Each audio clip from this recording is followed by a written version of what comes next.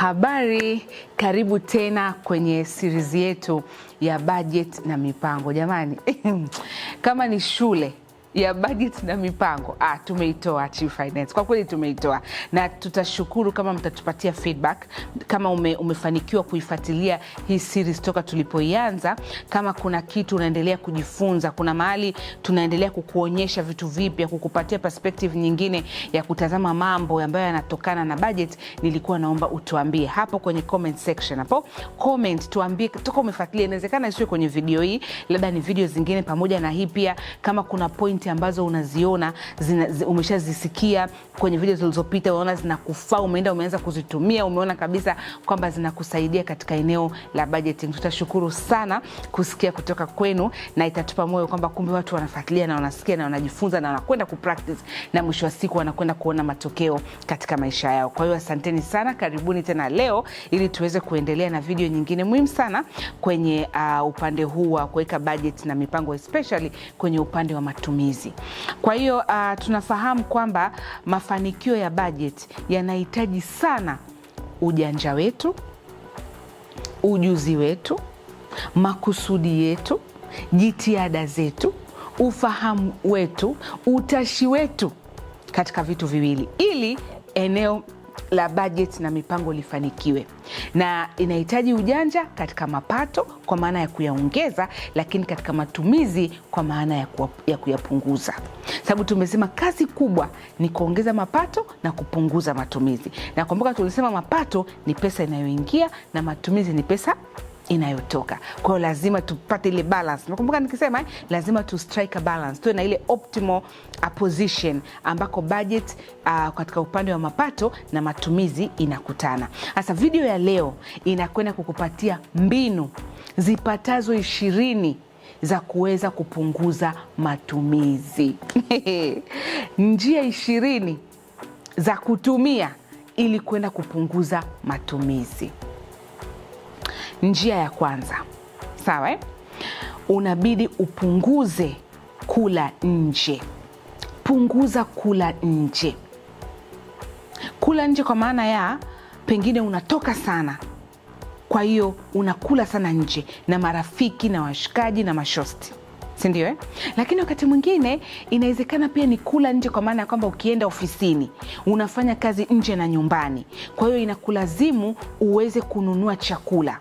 Sasa mimi nikiongelea ukweli kabisa wa posta Dar es Salaam hapa katikati, kwa mfano usema unataka kula wali sato aliyoungwa na nazi, kwa kweli ile quality inayotakiwa usiwe na chini ya shilingi 10,000. Lakini wakati huo nyumbani ulivyoondoka umeacha shilingi 10,000 nyingine, tunasema kodi ya meza. Lakini pia umeweka gari mafuta, umekwenda ofisini. Yani katika hali ya kawaida hakuna hata maendeleo yaliyofanyika zaidi ya kula na kwenda ofisini na movement, tayari ushatumia 30,000. Na jioni utakapotoka utapita mahali utapata moja moto moja baridi, yani mpaka unakuja kulala ushatumia 50,000. Na kesho tena kuna 50 nyingine. Kwa kweli hatutafikia malengo. Kwa hiyo pale inapokuja kwenye swala la mambo ya ofisi, beba chakula chako kutoka nyumbani. Mimi nafanya hivyo, kwa hiyo najua inawezekana. Unaenda kabisa kwenye maduka ya vyombo, unanunua kale kabegi, kanakuwa ni kabegi fulani, unakajua kabisa ni kabegi ka kuweka chakula, kiasi kwamba kwa ndani kuna lailoni, hata mchuzi, maji yale yakimwagika, kale kabegi kanakuwa kachafuki. Nunua begi lako la kubebea chakula, nunua kontena zako nzuri, alafu waambie mkisha kula wali maharage ukibaki, dada nitilie kwenye bakuli, weka kwenye friji, mimi kesho nabeba nenda nayo ofisini. Hiyo itakusaidia kupunguza kula nje. Lakini pia utajikuta unakula vyakula vyenye afya zaidi kuliko kwenda kula junk food ambayo yanapatikana huko nje. Lakini lazima niseme kwamba kula nje sometimes ni muhimu sana. Simaanishi futa kabisa kwenye bajeti zako, nimesema punguza. Kwa sababu najua kwamba wakati mwingine unaweza kaamua kwa staili mbalimbali kwamba labda kila baada ya miezi 3 katika ile robo mimi naitoa familia yangu nje, tunaenda kula nje. Kwa mfano unaweza kusema kwamba mimi nitakwenda kula breakfast Jumapili Tunaenda misa ya kwanza, tukitoka tunapita mahali ambako huwa kuna Sunday breakfast. Tunalipia pale kama ni 10,000 kwa kila mwanafamilia, unakuta mko 6 mko 7 inakuwa ni 70,000, mnakunywa hiyo breakfast ambayo inakuwa heavy, alafu mnarudi nyumbani. Wakati mwingine unaweza kusema mimi nafanya brunch, naenda ibada ya pili, nitatoka saa 5. Tukitoka kanisani hakuna kurudi nyumbani, mmefunga paka na gate na kufuli. Mnatoka hapo mnaenda kwenye hoteli fulani ambayo inatoa brunch, mnakaa pale mnakula kuanzia saa 5 mpaka saa 9. Watoto pia wakitaka wanafanya swimming, wana swim na kadhalika, then mnarudi nyumbani. Hiyo ni muhimu kwa sababu kwanza inaleta furaha katika familia, lakini watoto wana enjoy sana, tena kama ukijumlishia na swimming huko. Kwa hiyo asubuhi wanapotoka nyumbani wanatoka na swimming costume zao, mnaenda pale mnakula, watoto wana swim pale, baba na mama hapa mnakaa mnapiga mambo yenu, story nini, huku mnaendelea kula, sababu brunch unakula non stop as long as uko ndani ya ule muda, kama ni saa 5 mpaka saa 9 au ni saa 5 mpaka saa 10. Hiyo inafaa sana kwa sababu pia inatengeneza bond ya familia. Ndio maana tujasema futa, tumesema punguza kula nje. Na hapa naomba niongee na waajiri. Unaweza ukachukua video hii ukamfuadia HR wa ofisini kwenu. Jamani, tunawaomba waajiri mnunue friji zikae kwenye majiko ya ofisi. Najua ofisi nyingi zinakuwa kuna jiko pale, watu wanaweka vikombe vyao vya chai, kuna jagi la maji ya kunywa ili watu wachemshe waweze kunywa kama ni kahawa, au kama wanachukua maziwa ya unga wanatengeneza chai pale. Tafadhali tununulieni pia na friji, ili mimi nikija na chakula changu kutoka nyumbani kiweze kukaa katika friji mpaka saa 7, saa 8, saa 6 nitakapokwenda kupasha, ili niweze kula na niweze kupunguza gharama. Lakini pia mtununulie na microwave. Zinaingia kwenye asset za ofisi, zinakuwa ni asset za ofisi, zinaingia kabisa kwenye fixed asset register, na unaweza kabisa ukaika labeling, ukakodi ile asset kwa zile namba za kiofisi. Ni mali ya ofisi, lakini inawasaidia wafanyakazi katika kuweza kunavigate kwenye haya maisha. Every penny ambayo inaweza ikawa saved lazima iweze kuokolewa. Nadhani hapo mmenielewa. Kwa hiyo hatujasema futa, tumesema punguza kula nje. Lakini la pili, punguza kutoa pesa kwenye ATM mara kwa mara. Kuna watu kwa siku anaingia mara 3 ATM anatoa hela. Yaani ukiona hivyo jua kabisa huyu mtu hana mipango. Kwa sababu mtu mwenye mipango, mtu mwenye budget atajua kwamba kwa wiki hii ili niweze kwenda, niweze kuoperate vizuri, nahitaji kutoa 100,000 iwepo. Kama nitaacha 80,000 nyumbani, nyingine nitakaponao mimi kwenye wallet, lakini nahitaji kuwa na hela. Kwa hiyo angalau mtu anayetoa mara 1 kwa wiki, maana yake kwa mwezi atatoa mara 4. Tofauti na wewe ambao unatoa mara 4 kwa siku. Naomba nikufahamishe kwamba hakuna transaction, yani transaction za benki ambazo zipo for free, ni chache mno. Asilimia kubwa ya transaction za benki zinakuja na gharama. Jaribu kujiuliza, hii transaction naenda kufanya ina gharama kiasi gani? Labda hujui kwamba kutoa pesa kwenye ATM kuna gharama, na sio ndogo, na pia zinakuwa zimewekwa na kodi ndani yake. Kwa hiyo jitahidi kupunguza kutoa pesa kwenye ATM. Kila saa umeingiza pale kwa Nyerere, umekuja hujafika Palm Village, umetoka hujafika wapi, kwani wewe ujui bajeti zako? Bajeti yako ikwambii kwamba inabidi uwe na kiasi gani. Kwa hiyo tupunguze kupoteza pesa kwa ajili ya makato ya benki. Na niwaambie kitu, mwaka 2024 na kumbuka katika zile ripoti za of course za BOT, na kuna ripoti za DSC, lakini ripoti za mabenki wenyewe ambazo wanatoa, walionyesha kabisa kwamba wamepata mapato makubwa sana kutokana na wao kufanya operations. Lakini walichokuja kuonyesha pia ni kwamba kuna mapato makubwa sana wanapata kwenye huduma ambazo hazihusiani na mikopo. Kwa sababu kuna mapato wanapata kutokana na kwamba wanakopesha watu, wanachaji riba, kwa hiyo wanapata mapato. Kuna haya mapato mengine ambayo sio mikopo, imeanza kuwa inaleta pesa nyingi sana kwenye mabenki. Na ina maana kama mabenki yanapata, kuna watu fulani wamepoteza. Kama mabenki yana meki, jua kuna mtu fulani kalipia mahali. Naomba usiwe wewe. Na hizo gharama ndio unaambiwa kutoa kwenye ATM, kusudi kuomba kwenda kuchukua statement, umekwenda kutransfer pesa, umeweka standing order. Yale ambayo hayahusiani na mikopo yanaingiza pesa kubwa sana kwenye mabenki. Kwa hiyo just know kuna mtu mahali analipia, ambaye ni wewe unaoenda kwenye ATM mara 4 katika siku moja. Kwa hiyo tupunguze safari za kwenda kwenye ATM. Lakini kingine nilikuwa naomba tuongelee kuhusu shopping list. Ni muhimu sana unapokwenda kufanya matumizi ama kufanya manunuzi, utoke nyumbani ukiwa umeshaandika listi yako ya vitu vya kununua. Najua kwamba uko bize, hauna muda wa kuandika hiyo listi, lakini najua unaishi na watu nyumbani.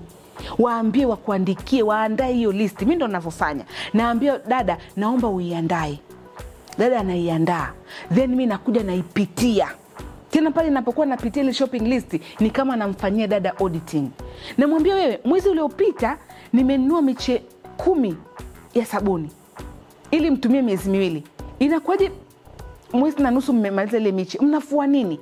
Ama dada, nimenunua dumu la mafuta ya kupikia lita 5. Ni kawaida huwa yanatupeleka kipindi kizima cha mwezi. Inakuwaje leo tarehe 22 mafuta yameisha? Utakuta kuna chipsi zilikaangwa ukiwa ofisini, zimepikwa chipsi za kutosha. Kwa hiyo unakuta mafuta yanakwenda. Kwa hiyo kwanza ile inakusaidia, unaanza kuaudit. Lakini unakaa na dada unaangalia, okay, kimeisha hichi, unamuuliza, hakuna kingine kilichoisha? Ili umake sure kwamba unaondoka na listi ambayo imebeba kila kitu ambacho kinahitaji kununuliwa. Then unakwenda dukani unanunua. Na kitu chochote kile ambacho hakipo kwenye listi usikinunue. Hata kama kina bei rahisi, kina discount kiasi gani, hakipo kwenye listi, kwa nini unakinunua?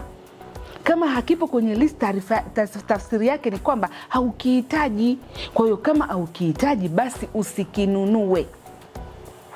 Na uzuri mwingine wa shopping list, itakusaidia usisahau vitu vya muhimu. Unajua kwa sababu gani?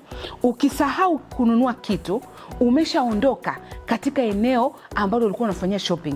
Umekuja kugundua ulipofika nyumbani. Unafika pale, unakuja kukuta kwamba nimesahau kitu fulani. Unamwambia dada, mimi siwezi kurudi tena, tutanunua dukani. Kwa hiyo unashangaa hicho kitu, badala ya kukinunua kwa jumla, sasa mmeanza kukinunua reja. Na wakati reja inaongeza sana gharama. Mtu ambaye anakwenda kununua nusu kilo ya sukari kila baada ya siku moja, na mtu aliyenunua kilo 5, of course anayenunua nusu kilo anakuwa anaongeza gharama.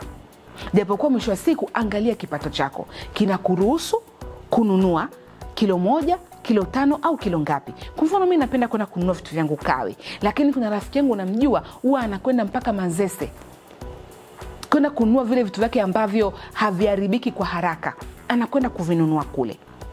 Kwa hiyo tutengeneze shopping list. Lakini kingine, kwa sababu tuko kwenye shopping list hapo, naomba tubaki na tufanye point inayofuata ambayo ni namba 4, nunua vitu kwa jumla. Nunua vitu kwa jumla. Tena especially vile ambavyo haviharibiki kwa haraka. Nunua nafaka. Kuna marage ya soya, kuna mchele, kuna ile mahindi ya makande, mafuta, kuna sabuni, toilet paper, sabuni za mkono za kunawa mkono. Unajua tena, yani kuna toilet papers, kuna vitu ambavyo haviharibiki. Vinunue kwa jumla na kwa wingi. Maana yake nilikuwa namaanisha kwamba vinunue kwa wingi, buying in bulk. Hiyo itakusaidia kwanza kwamba utakuwa haununui kidogo dukani. And just imagine unataka kupika mboga, unagundua mafuta hakuna. Alafu ndio unamtuma dada aende kanunue mafuta ya buku pale dukani. Of course tutaangalia na uwezo wa kipato. Lakini kama unaweza kununua hata lita 3, nunua basi kile kichupa cha lita 3. Kikae nyumbani. Then pengine ikiisha utaangalia utaratibu mwingine. Lakini tujitahidi kununua pia kwa jumla. Inasaidia sana kupunguza safari za kwenda sokoni na wakati vitu vyenyewe haviharibiki. Sawa Kwa hiyo inaunganika, ni point ambayo inafuatana na point ya kusema kwamba tutumie shopping list. Lakini tuangalie makazi, point namba 5. Makazi yetu yanachukua sehemu kubwa sana ya mapato yetu. Hebu jiulize, hiyo nyumba unaoishi leo, unaishi Sinza, Kijitonyama, umepanga Goba, unaishi Mbezi, unaishi Ununio. Hebu jiulize, hiyo kodi unayolipa kweli unastahili kulipa kulingana na kiwango cha mshahara wako? Ukiangalia uwezo wa mshahara wako, kweli unaweza kuhimili wewe kupanga nyumba Ada Estate au kupanga nyumba Makumbusho? Inakuruhusu? Kama ikuruhusu, nenda Chanika, na sio mbaya, kwa sababu unaishi kwa uhalisia. Na uzuri ni kwamba kuna vipimo vya kutupima na kutuambia kwamba labda kodi yako isizidi kiasi gani. Na hapa nataka niwaambie pia, kama utufuatilii kwenye Instagram, nimeshaweka hiyo video muda na kuonyesha kiwango cha mshahara na kodi yako ya nyumba isizidi kiasi gani. Naomba uende ukatufollow Instagram na wewe unapata financial daily tips za kuweza kukusaidia. Kwa hiyo jiulize, kweli ninaishi ukweli wangu? Ninaishi ukweli wangu katika kuweza kunisaidia kupunguza matumizi? Au kwa sababu washikaji wengi niliosoma nao chuo wanakaa Dar Estate na mimi naenda kukaa?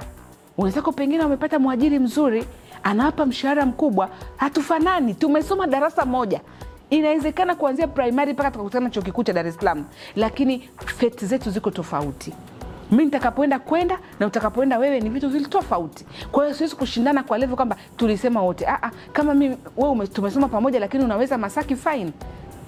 Tumesoma pamoja lakini wewe unaweza Goba, fine. Mimi naweza Tegeta kwa Nyuki, naingia ndani, mimi ndo ninakoweza. Nenda kaishi kule ambako mshahara wako unahimili.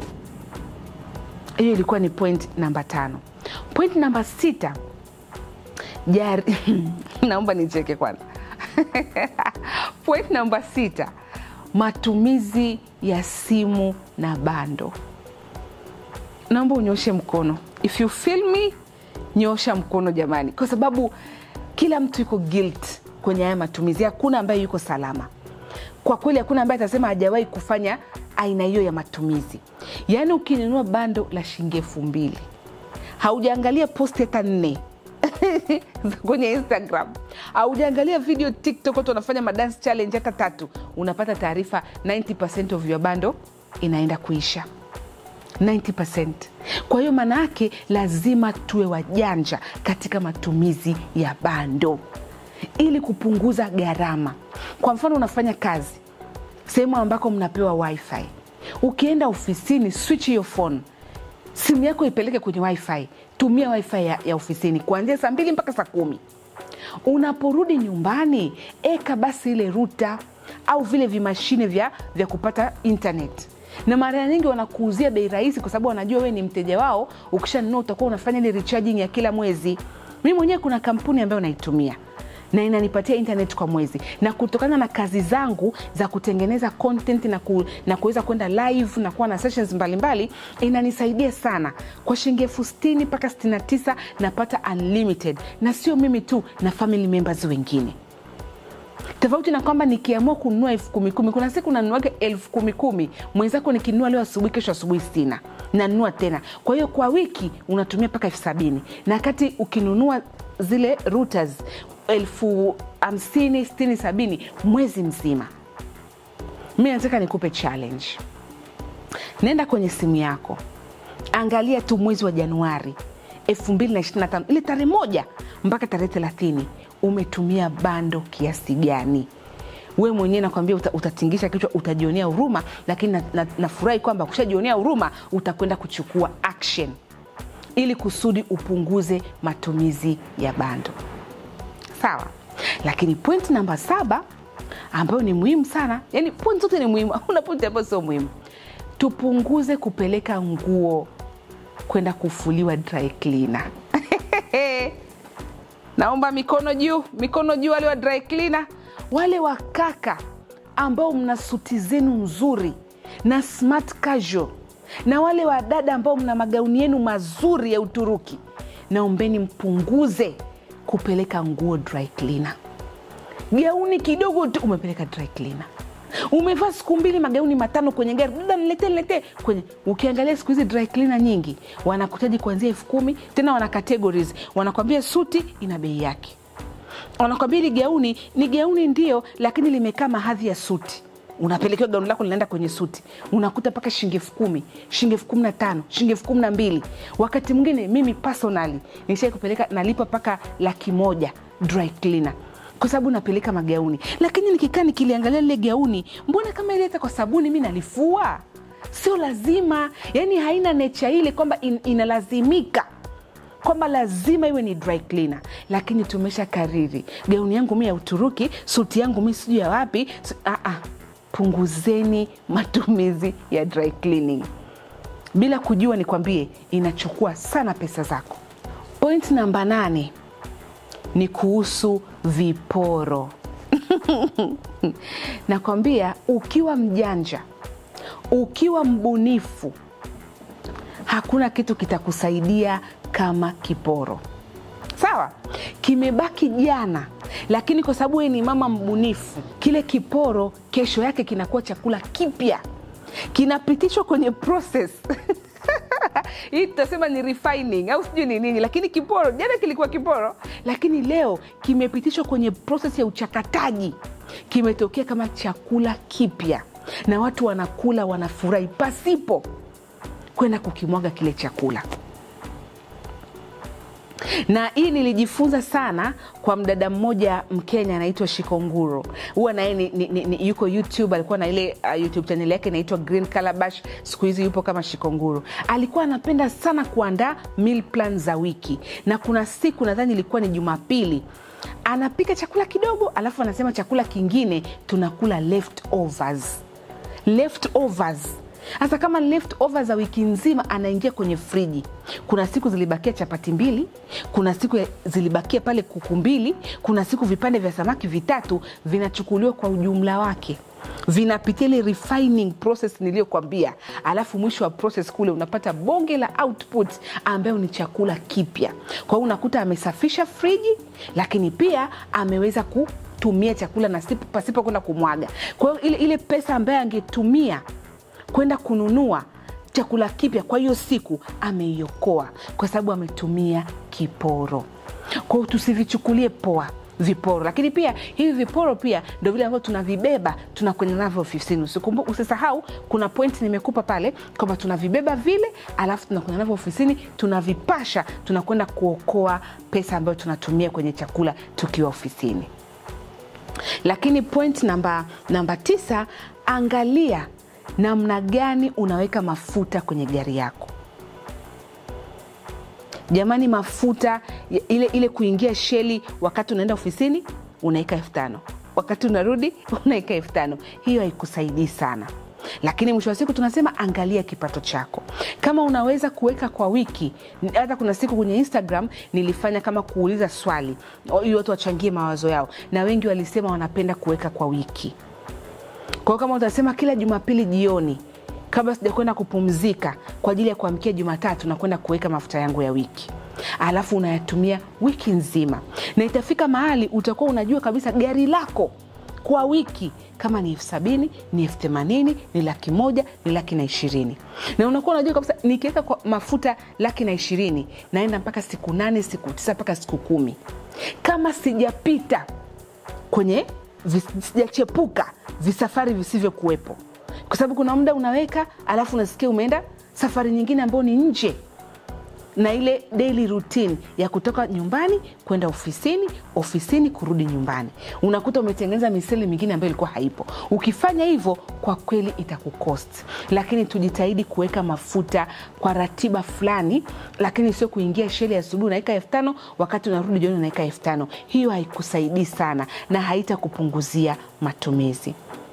Lakini kingine namba 10, tujaribu kupunguza subscriptions. Mtu una subscriptions mpaka zinachukua 400,000 kwa mwezi. Una TV subscription, una gym membership na subscription, una newsletter subscription, una entertainment subscription. Zote hizo za nini?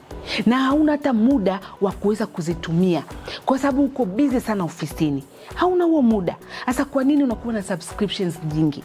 Unakuwa hapo na Netflix, unakuwa na zingine ambazo siwezi kuzitaja za hapa Tanzania. Zote ni entertainment. Unaangalia ile wanaosema sijui nini young nini na nini yule. Unakuja na iangalizia huko, yani unakuwa una mianda along those many live TVs. Kwa ajili gani? Nenda ukakate hizo subscriptions. Ni muhimu sana kuzikata na kuzipunguza. Baki na zile za kawaida, zile ambazo kwa kweli you need them kwa sababu binafsi, lakini sio kuwa na nyingi sana. Lakini kingine cha 11, zungumza na watu wa nyumbani kwako. Zungumza na watu wa nyumbani kwako ili waweze kushirikiana na wewe katika kupunguza matumizi. Kwa kweli peke yako hautaweza. Peke yako hautaweza kwa sababu hautumii peke yako. Labda ungeniambia unaishi peke yako, hapo sawa. Lakini kama unaishi na watu wengine na wewe unaondoka asubuhi saa 11 saa 12 wahi kazini, unarudi jioni, hawa wanaobakia siku nzima hapa, ni vizuri kuwashirikisha kwenye hii mipango yako ya kupunguza matumizi, ili washirikiane na wewe katika kwenda kupunguza matumizi. Hawa ndo wale ambao wanaamka hawazimi taa. Taa zinawaka siku nzima. Unatoka kazini saa 11 unakuta taa bado inawaka. Kumbe haikuzimwa toka ile asubuhi mlivyoamka. Hawa ndio watu ambao anawasha gesi, anachemsha chai, chai imechemka, yeye sijui yuko chumbani anaangalia nini mpaka sufuria inakuwa nyeusi. Hawa ndio wale ambao wanawasha mkaa. Mkaa umeshakolea, kumbe alikuwa hajaandaa maragi.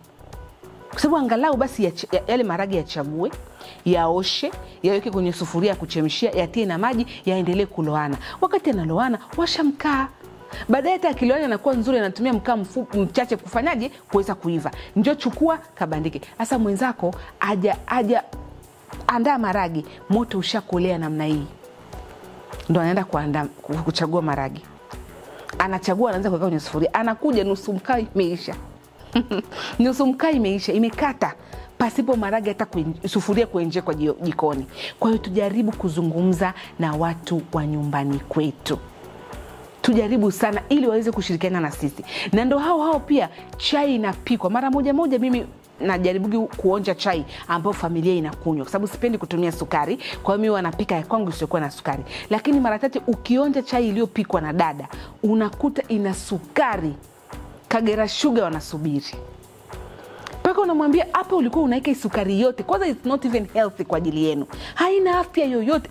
Chai ni tamu. Paka unatamani kuchanganya na maji. Unamwambia pimia, kadiria sukari. Kuweka nyingi pia mnajaribu afya zenu. Mtafika miaka 40 mmechoka kweli kweli. Kwa hiyo lakini hiyo pia inakuwa inaongeza gharama. Maji yanafunguliwa, ndoo inajaa, hakuna wakuja kufunga. Aliyefungua sijui yuko wapi, anafanya nini? Yuko kwenye simu yake huko, anachati. Wewe maji huko yanamwagika. Dawasco wanakuletea bili, unataka kusema hapana, hii bili imekosewa. Lakini kweli ni ya kwako. Ni kwa sababu wale ambao unaishi nao nyumbani hawakupi ushirikiano katika kupunguza matumizi. Kwa hiyo ni muhimu tuzungumze na wale wa nyumbani kwetu ili waweze kutusaidia katika eneo hilo la kupunguza matumizi. Lakini kingine, unaweza ukafanya baadhi ya mambo. Namba 11, ukiwa kwenye group. Kama unapenda kusafiri, siku hizi kuna hizo group travel watu wanafanya, na zingine ni za hapa Tanzania, sio lazima za nje. Kuna watu wanakwenda Ngorongoro kwa kutumia makundi. Ukienda we mwenyewe labda na familia yako tu, mnaweza mkatumia gharama kubwa. Lakini mkienda kwa makundi, unakuta sasa kuna zile package zimeandaliwa za kimakundi, unalipa 500 tu. Mimi kama kuna kaka namjua ambaye huwa ana organize, huwa anafanya mara moja kwa mwaka mwishoni Disemba ile, kuanzia Novemba pale kuja Disemba. Safari inaanzia kwa mfano Arusha. Safari inafika Nairobi. Inaenda kule Naivasha, wanaangalia wale flamingo, inapita Masai Mara, kuna vile inakuja inaingia Rwanda, baadaye wanakuja wanashuka Uganda, alafu wanarudi pale pale Arusha ambako walianzia. Lakini ukiangalia gharama wakati mwingine haifiki hata 1,000,000, kwa sababu wamesafiri kama kikundi. Wale waliokuwa wanaandaa walikuwa wanaandaa kwa minajili ya kuja kufanywa na kikundi. Kwa hiyo wamezingatia vitu vingi. Mnaondoka kwenye ile magari makubwa, inakuwa ni drive na sio kutumia ndege, na mnaenda wengi, kuna baadhi ya gharama mnapunguza. Kwa kama unapenda kusafiri, hiyo pia ni njia moja ya kufanya. Na nimeona hata nje watu wanasafiri nje mpaka Dubai na kadhalika. Mnafika airport, mnashare Uber, mnafika hotelini, mnashare chumba. Kama ni jinsia moja, ni watu ambao ni friends, mnaweza mkafanya hiyo na ikapunguza gharama kwa asilimia za kutosha. Lakini kingine, namba 13, tafadhali naomba utumie sale. Unajua sale? Ukiona duka limeandikwa sale na ni kitu ambacho ulikuwa unakihitaji, usiache kuingia. Uende ukanunue vitu vikiwa kwenye sale. Kwa sababu unakuta paka unaambiwa 20% nje, 30% nje, 50% nje.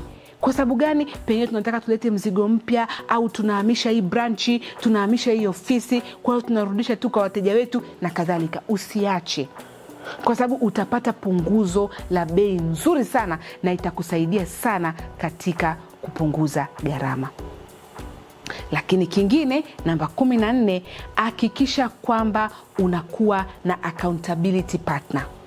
Katika haya mambo ya kuweza kupunguza matumizi, kuwa na marafiki zako ambao wakikuona tu tulipanga bwana tulipanga tutakuwa unafanya haya, yani wanakuwa wanakukumbusha. Inakuwa ni kama check and balances. Wanakuambia no. Yani inakuwa ni wale ambao wanataka waone unafanikiwa. Pengine uliwaambia mimi bwana, kama ni kunywa pombe nitakuwa nakunywa tu mwishoni mwa wiki. Kwa hiyo akikukuta unakunywa katikati ya wiki, inakuwa tena ni kukuuliza, na pengine hutaki kuonekana muongo, hutaki akuulize. Kwa hiyo unasema ngoja nijitahidi, kiu kimenifika hapa, lakini ngoja ninywe maji nikalale, nimshinde shetani, ili kusudi angalau nipunguze. Kama nilikuwa nakunywa mara 3 mara 4, niokoe gharama, nianze tu kunywa mara moja siku ya Jumamosi. Jumapili sinywi kwa sababu naenda kazini kesho yake, na kunywa tu siku ya Jumamosi. Kwa hiyo ni vizuri ukatafuta mtu ambaye atakuwa pamoja na wewe kwenye hii safari, akusaidie kukukumbusha, akusaidie kukuambia mbona kama unatoka bwana, na unaona kama hujaika akiba kipindi hichi,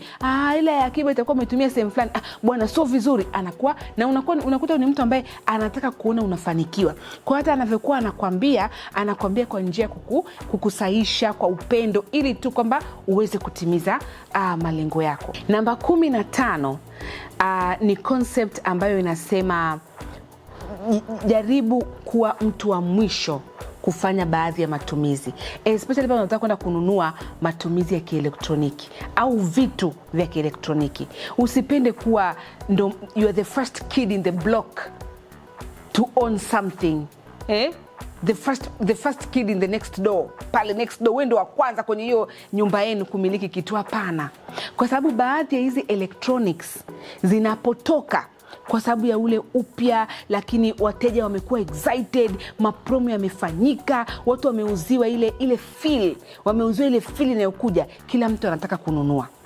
Kwa kipindi kile wanakuwa wanauza bei kubwa. Sasa pia na wao lazima uhakikishe wakati ile appetite ya wanunuzi iko juu, na wao waweze kurudisha pesa yao kipindi kile. Lakini ipatie miezi kadhaa tu, utashangaa kitu kimepungua bei kweli, na wewe utakinunua, na kama ni faida wanayopata wale walionunua kwa bei ghali, na wewe pia utakuja kuipata ambaye umekuja kununua baadaye. Kwa hiyo tunasema jitahidi uwe a late adapter. Usiwe wa kwanza kununua kila kitu. Tena electronics zipe muda, zitakuja kwenye ile normal selling price, ile normal standard. Kwa sababu pale mwanzoni zinapotoka zinakuwa premium kweli, kwa sababu kila mtu umeona hii kamera yake iko slim fit, sijui iko nini, yani hype inakuwa sokoni. Lakini baada ya muda soko linatulia. Pale likitulia, nenda kanunue, na kwambia utaokoa yani zaidi hata 40% compared na wale marafiki zako ambao walinunua pale wakati ikiwa na bei kubwa. Sawa, especially kwenye electronics. Lakini namba 16, jaribu kutengeneza na kutumia budget. Hiyo hatuwezi kuiacha. Tumeiona toka tulipoanza hii series kwamba inakusaidia kupunguza matumizi, inakusaidia kubaki njia kuu, inakusaidia kuachana na matumizi ambayo sio lazima, inakusaidia kufikia malengo. Kwa hiyo kama unataka kupunguza matumizi, anza kuandika budget. Anza kuziandika zile budget na anza kuzisimamia. Anza kuwa mwaminifu kwamba nimeandika hivi na kweli nitahakikisha natumia mpaka inafika hapa nilipofika. Nje ya hapo situmii. Mimi sina budget, na wala usiogope. Be unapologetic kabisa. Fanya vile ambako budget yako inakuelekeza. Kwa hiyo hatuwezi kuongea njia za kupunguza matumizi pasipo kuiongelea njia ya kutumia, ya kuandaa na kutumia budget. Hiyo ilikuwa ni njia ya 16. Lakini njia ya 17 wanasema tengeneza garden yako pale nyumbani. Na kuna hiyo concept imezuka duniani.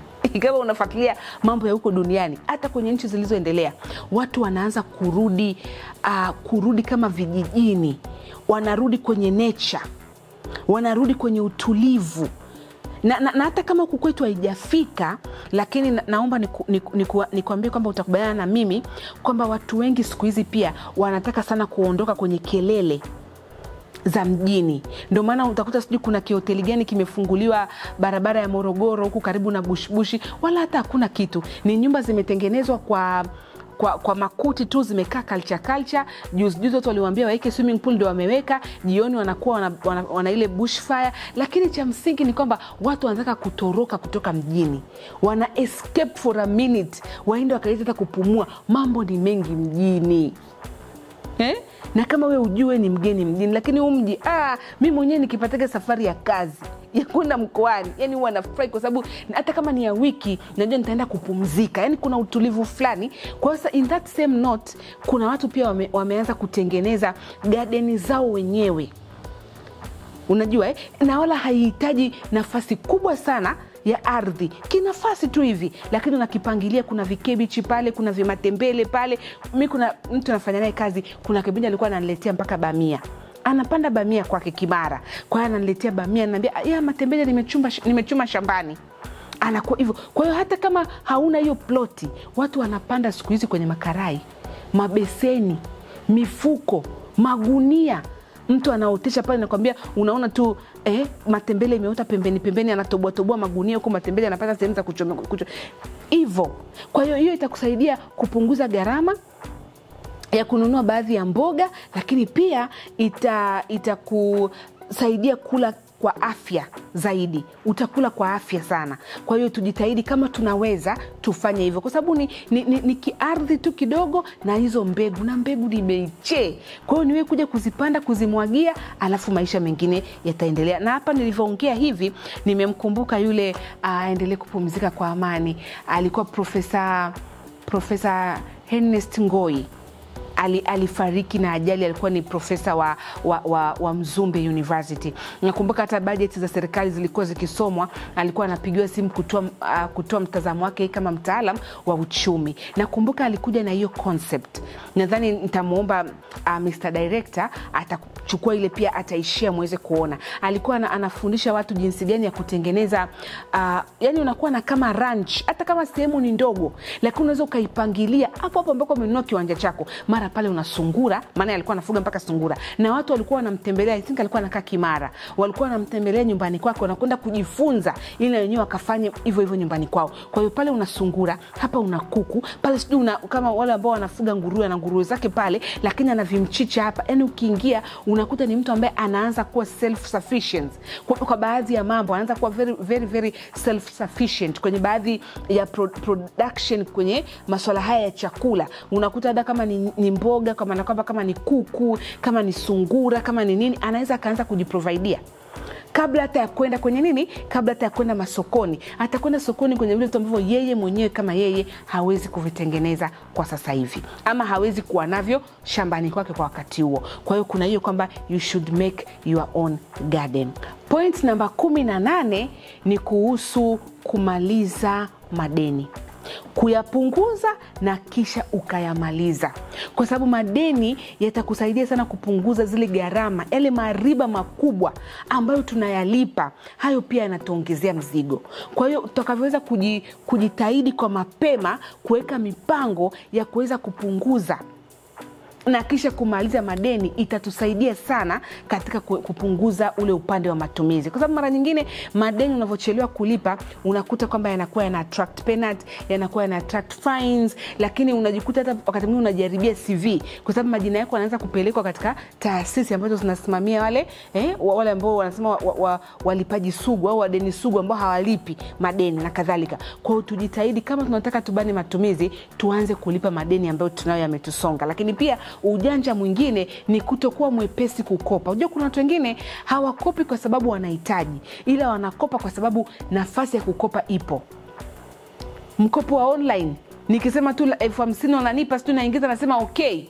Mtu anasema okay. Kabla hajakuja kuangalia vizuri, amesema okay kampuni 5. Anadaiwa 2,200.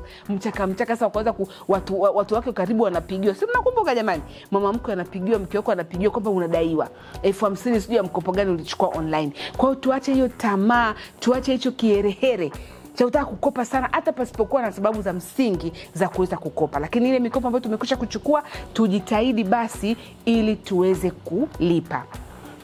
Lakini njia ya 19 ya kuweza kupunguza matumizi ni tuliangalie eneo la usafiri. Wewe unatumia usafiri gani? Kama una gari yako naelewa, Kama unatumia public transport, daladala na kadhalika, sawa. Lakini kuna wale ambao ni kama wamekuwa addicted na kutumia teksi mtandao. Hapa na hapa ameingia kwenye app, hapa na hapa ameingia, yani kwa siku mpaka 25,000. Nilitoka hapa nikaenda hapa, nikatoka hapa nikaenda hapa. Hapa ilikuwa 6,000, hapa ilikuwa 4,000, hapa ilikuwa 5,000. Alafu juzi nimeona watu wanalalamika kwamba madereva wa teksi mtandao wengi kila siku wanasema change ya shilingi 500 hawana. Unakuta umeenda trip moja ni shilingi 5,000, ni shilingi 4,500. Wewe unampa shilingi 5,000, anakuambia sina 500. Kwa hiyo kujumlisha hizo 500 ambazo wanabaki nazo, unajikuta unaingia gharama kweli kweli. Kama sio lazima, hebu tumia public transport. Tumia kama unaweza kufanya hivyo. Lakini pia nimeona kuna watu wanataka kupunguza kukaa sana kwenye foleni, wanataka kupunguza kutumia mafuta mengi wakiwa kwenye foleni, kwa hiyo wanajikuta wananunua bodaboda. Hanunui bodaboda kwa ajili ya kwenda kutumia kama kubebea watu. Ananunua pikipiki kwa ajili ya kuitumia yeye kama chombo chake cha kuendea kazini. Na wafahamu sio chini ya watu 5.